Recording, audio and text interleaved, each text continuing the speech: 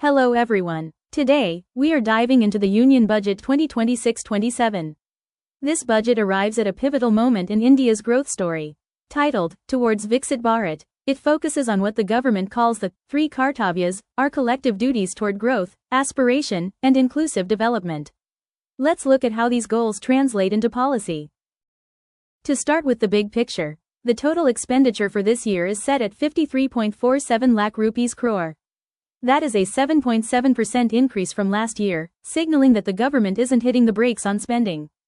However, they are being smart about it. The core philosophy remains Sabka Vikas, ensuring that as the economy grows, no sector or citizen is left behind. Most importantly, the fiscal deficit is targeted at 4.3%, showing a commitment to financial discipline. The most significant structural change this year is the introduction of the new Income Tax Act, 2025. It's a complete overhaul meant to replace the aging 1961 code. While the tax slabs for the upcoming year remain unchanged to provide stability, the focus here is on simplification.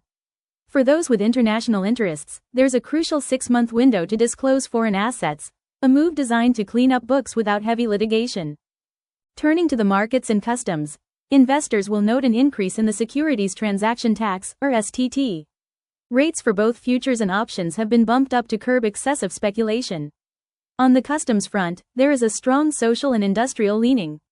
The government has removed duties on 17 life-saving cancer drugs and reduced costs for critical minerals, which is a massive win for our domestic tech and aerospace manufacturing. Infrastructure remains the engine of this budget. With a record 12.2 lakh rupees crore capital expenditure, the focus is on speed and scale. We are seeing 7 new high-speed rail corridors, including the much-anticipated Mumbai-Pune route. Additionally, the new city economic regions or CERs will receive 5,000 crore rupees each to ensure our urban centers can actually support the massive economic activity we are projecting. In manufacturing, the slogan has shifted from "Assemble in India" to "Deep Manufacturing." Semiconductor Mission 2.0 is now focused on domestic IP and equipment, not just chips. For our MSMEs, the backbone of the economy, a 10,000 crore rupees growth fund has been established. This isn't just a safety net, it's a springboard to help small businesses scale into global champion enterprises. Agriculture is getting a high-tech makeover. The standout initiative is Bharat Vistar, an AI tool that speaks multiple local languages to provide farmers with real-time weather, price, and soil data.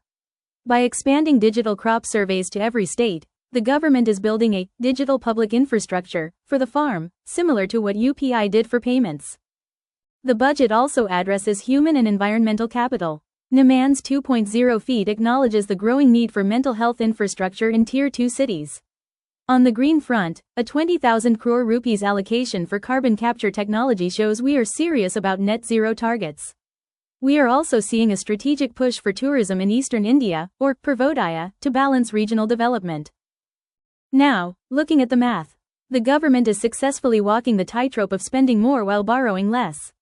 The fiscal deficit is on a steady downward glide path from 4.4% to 4.3%. With net tax receipts expected at nearly 29 lakh rupees crore, the revenue side looks robust, and the long-term goal is to bring our debt to GDP ratio down to 50% by the end of the decade. To conclude, Budget 2026-27 is a blueprint for a maturing economy. It moves away from short-term subsidies and doubles down on long-term assets, infrastructure, technology, and health.